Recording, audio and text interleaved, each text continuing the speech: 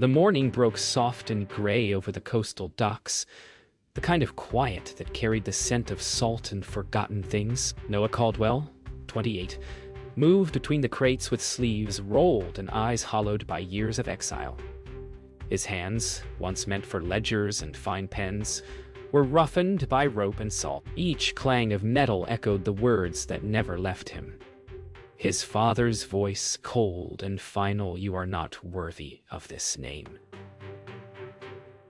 The gulls cried above as if repeating it, and he wondered if the ocean itself mocked him. Yet beneath that shame was a steady pulse, something unextinguished. When he lifted a small wooden chest from his grandmother's trunk that evening, dust dancing in the light of a single bulb, he felt a breath of history exhale, an unsigned deed folded neatly, bearing only his name and her handwriting.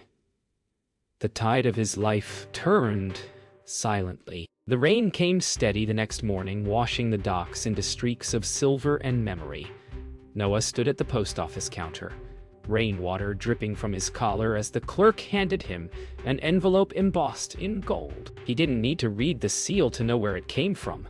The Caldwell crest, 2 lions beneath a crown, seemed to sneer at him even now. Inside, a card written in his mother's hand invited him to his father's 60th birthday gala, a command disguised as courtesy. The words were polished, detached, but he could feel the ghost of her perfume in the paper. For a moment, his thumb lingered on the signature, Margaret Caldwell, before he tore the invitation neatly in half. Yet as the pieces fell, something fluttered free, a smaller envelope, tucked behind the card, blank and unaddressed. Inside, a single photograph of his late grandmother standing in front of the family estate, holding a folded deed against her chest. Her eyes looked right at him, as if she knew this day would come. That night, the storm carried the scent of smoke through the walls of Noah's small apartment. He sat by the open window, rain pattering softly on the sill, the torn invitation burning slowly in an ashtray. Flames curled the edges until they collapsed into black dust. He thought of his grandmother's voice, soft but commanding, telling him once that truth always outlasts pride. Outside, lightning cracked across the sea, and for a brief second he saw his reflection in the glass, haunted, but no longer defeated. Somewhere deep inside, a decision was forming, quiet as a promise he would return, not to ask, but to see what his family had buried. By dawn, the rain had stopped. The road to the Caldwell estate wound through fog-wrapped hills, the horizon pale with first light. Noah's old truck rattled along the empty lanes, headlights cutting through the mist like memories, refusing to fade. Every mile brought a tightening in his chest, each turn another echo of the night he drove away 9 years ago, his father's words still ringing. The mansion had once been a home. Now it loomed like unfinished business. He gripped the steering wheel until his knuckles whitened, the folded photograph of his grandmother lying on the dashboard, her eyes steady, guiding him toward what waited ahead. When the estate came into view, Noah felt the years collapse like dominoes. The iron gates stood tall and blackened, their scrollwork twisting with vines. Beyond them, the mansion sprawled, under the weight of its own legacy. Stone walls veined with ivy, windows like eyes that remembered everything. A guard in uniform, unfamiliar and young, stepped forward, confusion flickering across his face as Noah gave his name. "Noah Caldwell," he said quietly, as though testing whether it still belonged to him. The gates opened with a groan, the kind that sounded more like warning than welcome. And as the truck rolled past the threshold, the estate swallowed him whole, leaving only the hum of the engine and the silence of old ghosts waiting. The grand foyer hadn't changed. Same chandelier dripping light like diamonds, same marble floor polished enough to reflect his hesitation. Noah's footsteps echoed down the hall where he once ran as a boy, the portraits of stern-faced ancestors watching as if deciding whether he was real. Margaret Caldwell appeared first, descending the staircase in muted silk, her expression balanced between shock and calculation. "You should have written," she said, though her tone carried no warmth, only control. Noah bowed his head slightly, answering with quiet civility. The silence between them was heavier than greeting. For a moment, she studied him. 28 now, leaner, harder. Not the boy she banished. He caught the faintest tremor in her hand before she hit it. Behind the rail, Ethan found him in the library, lounging beside a decanter of amber liquor like I'd been waiting years for this moment. "Well, look who the tide dragged in," he said with that smile that never reached his eyes. Noah didn't reply. He only looked at the shelves of law books, the rows of trophies engraved with Ethan's name. The room smelled of wealth and quiet cruelty. Ethan poured a glass and offered it, a gesture more mocking than kind. "You still think you can live without this family?" he asked, swirling the drink. Noah met his brother's gaze and said simply, "I already have." It was the first time in years Ethan's grin faltered. Claire met him in the garden behind the conservatory, where the air smelled of wet roses and forgotten summers. She looked smaller than he remembered, her movements brittle, like someone made of apology. "I wanted to write," she whispered, her voice trembling, "but they read everything I sent." Noah smiled softly, forgiving her before she asked. "You don't owe me anything," he said, though his eyes betrayed the years of wanting to hear from her. They stood close but not touching, surrounded by flowers that once bloomed under their grandmother's care. A single petal fell between them, landing soundlessly. When the night fell, Noah entered his father's study. The room smelled of leather, cigar smoke, and silence. The shelves were lined with ledgers of empire, rows of transactions that had bought their family's name, but sold its soul. Gregory Caldwell sat behind his desk like a judge before sentencing. "You came back for forgiveness?" he asked. Noah shook his head. "I came back to understand." Gregory laughed, low and dangerous. "Understanding is for men who failed to act." The air between them thickened, years of resentment pressed against the walls. Then Gregory leaned forward, eyes sharp as glass. "You were never built for this world, Noah. You were built to break." Noah turned to leave before his father could see, the tremor in his hands. Later that night, Noah stayed in the guest room once painted for him as a child. Walls now repainted, but the shape of the past still visible under new color. As he unpacked his small bag, he caught his reflection in the mirror, older, worn, yet unbroken.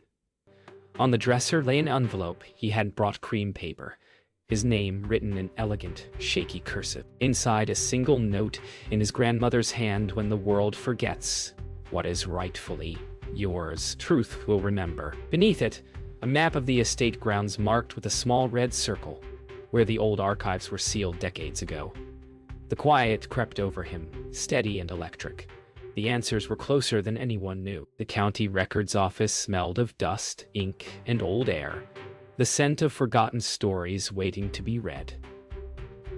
Noah stepped carefully between shelves, lined with boxes labeled in fading handwriting. Behind the counter sat Lily Harrow, 26, her dark hair tied loosely, glasses sliding down her nose as she peered at the visitor who didn't belong. When Noah handed her the photograph of his grandmother, she frowned, intrigued.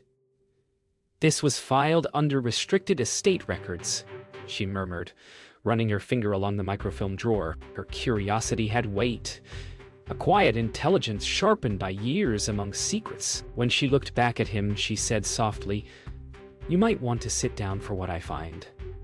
For the first time in years, someone wasn't dismissing him. They were listening. The projector hummed softly as the reel began to spin, flooding the wall with flickering records from decades past.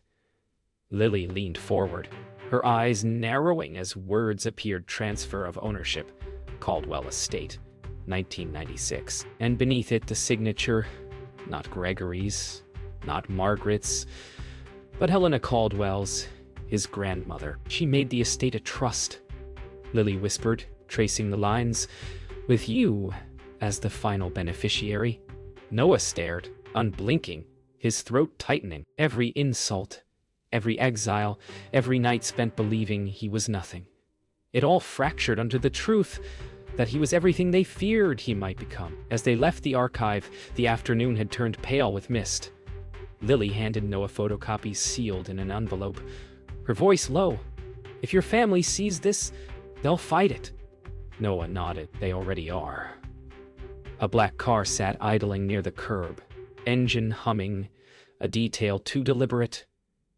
The driver's window lowered just enough for Noah to glimpse Ethan's smug grin behind tinted glass. "Still digging for scraps?"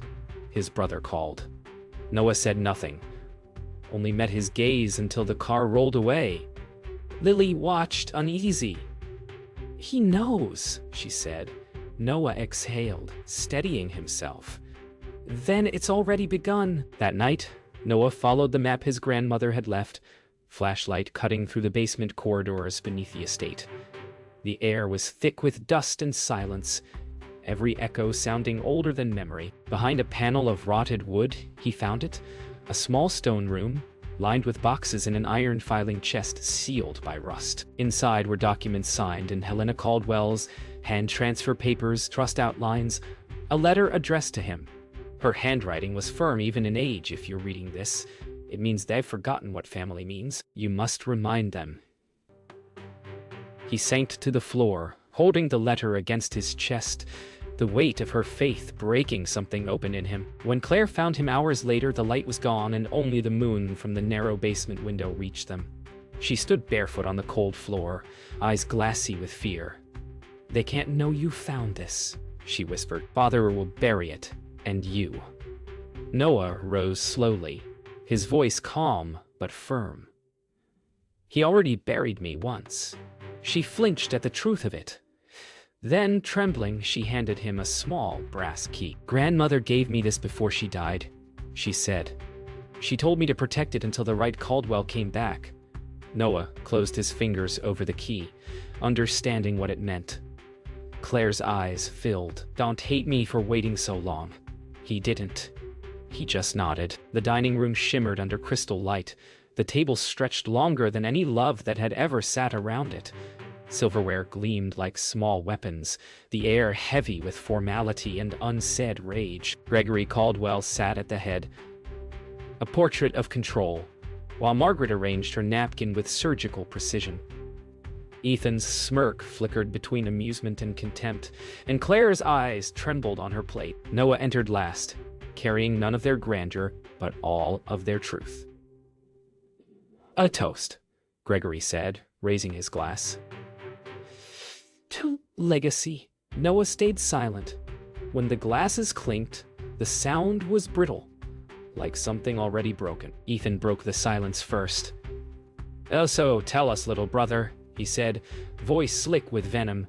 "What brings you crawling back this time?"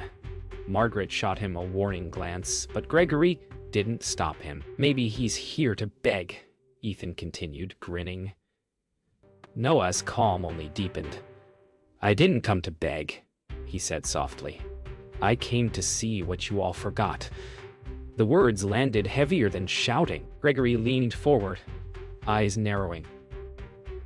"And what exactly have we forgotten?" Noah met his gaze. Steady, measured. "The truth." The room seemed to tighten around them. Air thick with something unspoken but ancient. When the others finally left the table, Margaret stayed seated, her hands clasped in front of her like a prayer that had lost its words. Noah lingered near the doorway, unsure whether to speak. "You shouldn't have come," she said quietly, not looking at him. "It's not safe for you here." Her voice trembled on the word safe, as if she knew the house itself could hear. He stepped closer, seeing the faint tiredness behind her polished composure. "Did you know?" he asked. She hesitated, eyes glistening with something between guilt and defiance. "I thought I did what was right," she said. "For the family." He nodded once. "You did what Father wanted." She didn't correct him. Gregory's study burned with light when Noah entered. His father was standing behind the desk, documents spread before him like evidence. "You think you can come here waving old papers and rewrite history?" Gregory thundered. Noah placed the deed on the desk with deliberate calm. "I don't need to rewrite anything. Grandmother already did." Gregory's face twisted, rage fighting the mask of authority. She was senile. "That paper means nothing." Noah stepped closer. "It means everything." For the first time, Gregory's voice faltered. "You're trying to destroy this family." Noah met his eyes, voice steady. "No. Wow. I'm trying to save its name from you." The silence that followed was louder than any argument. Later, the night outside was black and humming with rain. Claire found Noah sitting alone in the hallway, the deed folded beside him. Her face was pale, eyes red from crying. "He'll never stop," she said, voice trembling. "He'll burn everything before he lets you win." Noah looked at her gently. "Then we let him light the match, and we show everyone what he's been hiding." Claire hesitated, then whispered, "You don't understand. The company's foundation, the land deeds, the shares, they were built on forged transfers." He turned toward her slowly, realization dawning. "You knew." Tears fell as she nodded. "I was afraid." Noah stood, steadying her trembling hand. "Then stop being afraid." The Caldwell corporate boardroom sat at the top of the tallest tower in the city, glass walls stretching toward the gray skyline like a monument to grief. Gregory presided at the head of the long table, surrounded by silent shareholders in dark suits. Ethan leaned casually against the wall, smirking, the chosen heir ready to claim his crown. When the elevator opened, Noah stepped out in a clean black suit, quiet but unflinching. The air changed. Every pair of eyes turned. "You don't belong here," Gregory said, voice like stone. Noah placed a sealed folder on the table, sliding it toward the head. "This says otherwise." The room froze, the hum of the city below suddenly deafening. The lawyer read aloud, his voice shaking as the words filled the sterile room. "Transfer of total ownership of the Caldwell estate holdings to Noah Caldwell, sole beneficiary of Helena Caldwell Trust." Gregory's jaw locked. Margaret's face drained of color. Angel's face drained of color. Ethan barked a laugh that cracked midway through. "This is a trick?" he spat, but Noah said nothing. He only handed the notarized copy, the county seal gleaming under fluorescent light. "It's real," said the lawyer quietly, his tone now edged with fear of consequence. Noah didn't look at anyone, his eyes fixed on the city skyline, the glass reflecting everything that was finally his. Gregory's voice broke through the stunned silence, thunder without echo. "You ungrateful wretch," he roared, slamming a hand on the table so hard the crystal water glass shattered. "Everything you have came from me." Noah turned, calm but resolute. "No. Everything you have came from her." He held up his grandmother's letter, the one that carried his name like a benediction. Gregory's fury cracked into disbelief. For a moment, he saw not his son but the woman who had defied him in her final act. His breath came short, eyes glassing over as the truth settled like stone. "Get out," he rasped. But the command held no power anymore. Noah had already won. When the meeting ended, reporters swarmed the lobby. Ethan burst through the glass doors, rage spilling over as flashes lit the marble floor. "You'll regret this," he shouted, voice cracking under humiliation. Cameras followed his breakdown, capturing every flicker of his defeat. Upstairs, Margaret watched from behind tinted glass, her reflection superimposed on the image of her sons. One broken, one standing calm. Her hand trembled against the window as if she could rewrite the story through sheer will. But history was already recording its verdict. Noah stood in the empty boardroom hours later, the city dark beyond the glass. Papers lay scattered like ghosts of the old empire. He touched the surface of the table, cold, unwelcoming, and realized victory didn't feel like triumph. It felt like responsibility. The name that once condemned him now rested on his shoulders with quiet weight. Lily entered silently, her eyes soft but proud. "So it's done?" she said. He nodded, glancing toward the skyline. "No," he said, voice steady. "It's just beginning." When Noah returned to Caldwell Estate, the gates no longer seemed to guard anything, only echo the past. The mansion, once loud with ambition, was silent now, its halls emptied of servants and ceremony. Dust had begun to settle where pride once stood. He walked slowly through each room, the portraits watching him with ghostly disapproval. In the grand hall, he paused beneath the chandelier, hearing faintly the laughter that used to fill this space, the arguments, the exile. Everything that had been taken from him now lay in his hands, but what he wanted most could never be returned. He whispered to the empty room, "You can keep your legacy. I'll take the truth." The next afternoon, Margaret arrived alone, her car rolling through the gravel drive like a memory returning. She stepped out slowly. No jewelry, no entourage, just an aging woman in a pale coat who looked suddenly fragile against the vastness of her own home. Noah met her at the door but said nothing. For a moment, neither could find words, the silence between them holding every wound they had ever shared. "You proved your point," she said at last. Her tone was not cruel, only tired. "It wasn't about proving anything," he replied. "It was about remembering her." Margaret's eyes glistened. "Your grandmother loved you more than any of us understood." The admission broke her composure. For the first time, she looked at her son and truly saw him. Ethan's downfall came quietly. The company cut ties, the press turned cold, and the fortune he'd spent his life chasing dissolved under legal scrutiny. When Noah found him at a downtown bar, his brother was slumped over an untouched drink, his suit unbuttoned, his eyes dim. "You got what you wanted," Ethan muttered, bitterness half swallowed by shame. Noah sat beside him, not as victor but as brother. "I never wanted this," he said softly. "I just wanted us to stop lying." Ethan gave a short, broken laugh. "That's all this family ever did." They sat in silence then, two men bound by blood and failure, watching the ice melt in their glasses. Claire found Noah walking the estate gardens at sunset, the air carrying the scent of soil and coming rain. She approached quietly, her steps hesitant but determined. "You were right," she said, voice trembling. "I should have spoken sooner." He smiled faintly. "You spoke when it mattered." Tears welled in her eyes as she touched his arm.